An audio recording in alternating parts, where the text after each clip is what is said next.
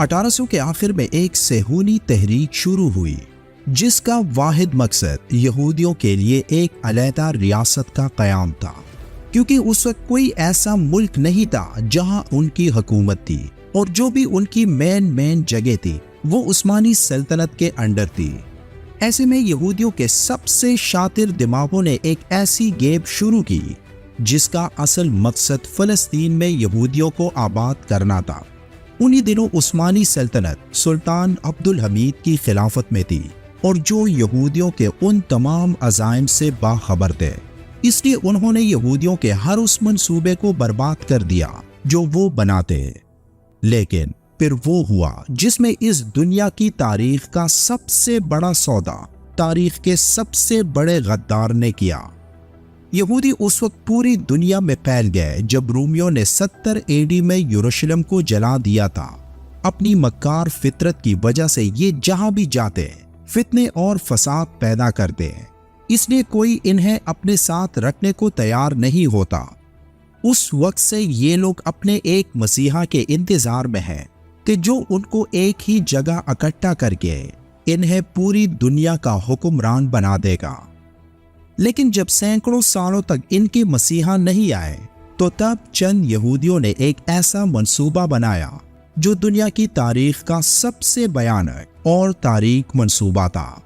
اس منصوبے کے مطابق انہوں نے یہودیوں کے لیے اسرائیل کے نام پر ایک الگ ملک بنانے پر غور شروع کیا۔ اس کے لیے اگست 1897 میں بیسل، سوئٹزرلینڈ میں پہلی عالمی صہیونی کانگریس کے موقع پر صہیونیوں کے بانی تھیوڈر ہرزل نے ورلڈ زائونسٹ آرگنائزیشن کی بنیاد رکھی، جس کا مقصد فلسطین میں صہیونیوں کی جعلی ریاست قائم کرنا تھا۔ پھر ماؤنٹ زیون، جو یروشلم میں پرانے شہر کی دیواروں کے باہر ایک پہاڑی ہے جہاں آج مسجد اقصی قائم ہے، لیکن اہل یہود کے مطابق اس جگہ کبھی ہیکل سلیمانی قائم تھا۔ اپنی ریاست کے قیام کے لیے ان صہیونیوں نے سب سے پہلے برطانوی سلطنت کے سامنے حاضری دی، جو اس وقت دنیا میں ایک طاقتور ریاست تھی، لیکن برطانیہ نے ان کی بات کو نظر انداز کر دیا۔ لیکن بعد میں انہوں نے یہ سوچا کہ ان کی یہ تحریک روز بروز طاقتور ہوتی جا رہی ہے،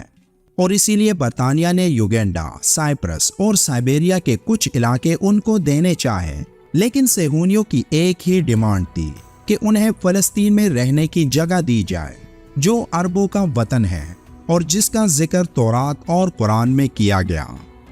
اس وقت عثمانی سلطنت کو یہودیوں کی ان چالاکیوں کا علم ہو چکا تھا، اور 1871 میں صہیونیوں کی تحریک سے پہلے ہی عثمانی سلطنت نے فلسطین کے 80% علاقے کو ریاست کا حصہ قرار دے دیا۔ تھیوڈر ہرزل سلطان عبد الحمید ثانی سے ملاقات کے لیے کوشش کرنے لگا، اور 1896 سے 1902 کے درمیان متعدد مرتبہ استنبول آیا، اور ابتدا میں اس بات کا اظہار کرتا رہا کہ اگر سلطنت عثمانیہ یہودی مہاجرین کو پناہ دے تو وہ سلطنت کے ماتحت رہیں گے اور اپنے کاروبار کے ذریعے بڑی رقم ٹیکس کی مد میں دیں گے، جس پر سلطان عبد الحمید نے صہیونزم کے پانی کی اس طرح کی تمام تر پیشکش کو ٹکرا دیا اور اس بات کی اجازت نہ دی جو کچھ ہرزل چاہتا تھا۔ جب معاملہ یہودیوں کے فلسطین میں آباد کیے جانے تک پہنچا تو سلطان نے اس بات کی بھی اجازت نہ دی کہ یہودیوں کو فلسطین میں آباد کیا جائے، کیونکہ سلطان عبد الحمید اس بات سے آگاہ تھے کہ صہیونی خطرناک عزائم کے ساتھ فلسطین میں داخل ہونا چاہتے ہیں، اور سلطان کا موقف واضح تھا کہ کسی بھی طور پر بیت المقدس کے شماریات میں تبدیلی کی اجازت نہیں دی جائے گی۔ چنانچہ سلطان نے فلسطین کا علاقہ صہیونیوں کو دینے سے انکار کر دیا۔ اس وقت سلطنت عثمانیہ پر باہری قرضے بھی بہت تھے، اور اسی بات کو سوچ کر ہرزل نے کروڑوں کا لالچ بھی دیا کہ اگر آپ یہودیوں کو فلسطین کا ایک ٹکڑا دے کر بسنے کی اجازت دے دیں تو ہم فوری اتنی رقم دیں گے جس سے آپ اپنی سلطنت کا اچھا خاصی باہری قرضہ چکا دیں گے۔ اس نے اور بھی ہتھ کنڈے اپنائے جس سے وہ سلطان کو راضی کر سکے تاکہ یہودی فلسطین میں آباد ہو سکے، جو اصل میں اسرائیل کے قیام کے لیے ان لوگوں کے منصوبے کا ایک بنیادی حصہ تھا۔ لیکن سلطان عبد الحمید اپنی بے مثال ذہانت اور خدا داد بصیرت کی بنیاد پر یہودیوں کی چالوں سے اچھی طرح واقف تھے۔ وہ سمجھ گئے کہ یہودیوں کے لیے زمین کی خاطر یہ رشوت کی پیشکش کی جا رہی ہے، اس لیے انہوں نے اس پیشکش کو ٹکرا کر ہرزل کو یہ جواب دیا کہ میں فلسطین کی ایک بالش زمین بھی نہیں دے سکتا۔ فلسطین کوئی میری ذاتی ملکیت نہیں جو میں اسے تقسیم کر دوں، یہ امت مسلمہ کی ملکیت ہے۔ ہماری قوم نے اس کے لیے جہاد کیا ہے اور اس سرزمین کو اپنے خون سے سیراب کیا۔ ہمارے جیتے جی اس کی تقسیم ہرگز نہیں ہو سکتی۔ یہودی اپنی کروڑوں اربوں کی دولت اپنے پاس رکھے۔ قدس کی زمین کا ایک ٹکڑا بھی نہیں دیا جائے گا۔ یہ سرزمین ہماری نہیں، ہماری قوم کی ہے۔ ہم بھی یہ اعلان کرتے ہیں، جب تک ہم زندہ ہیں یہ ریاست کبھی قائم نہیں ہوگی، کامیاب نہیں ہونے دیں گے۔ چلے جاؤ۔ ہرزل کو یقین ہو گیا تھا کہ عبد الحمید کے سلطان رہتے ہمارا منصوبہ کبھی بھی کامیاب نہیں ہو سکتا،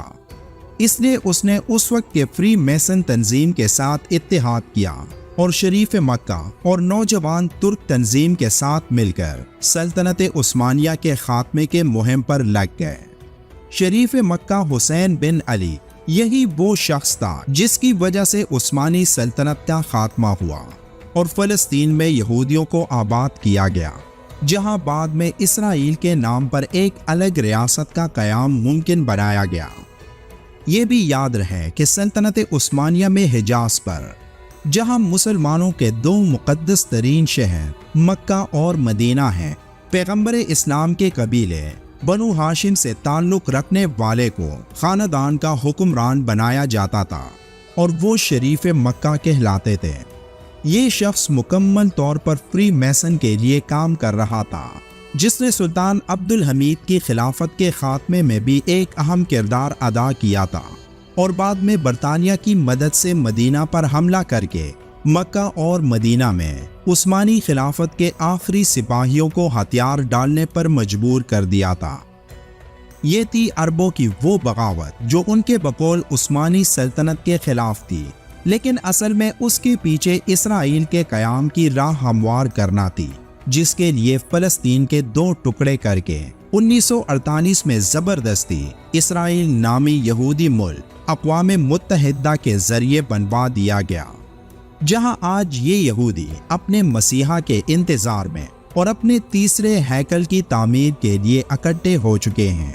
اور ان کی کوشش ہے کہ کسی طرح مسجد اقصی کو گرا کر اس کی جگہ اپنا تیسرا ہیکل تعمیر کیا جا سکے۔ اور آج جو کچھ فلسطین میں ہو رہا ہے تو یہ انہی کا 9/11 کے طرز کا ایک منصوبہ ہے، جس کی بنا پر یہ فلسطین پر مکمل کنٹرول حاصل کر کے پوری دنیا میں اپنی حکومت کا اعلان کرنا چاہتے ہیں۔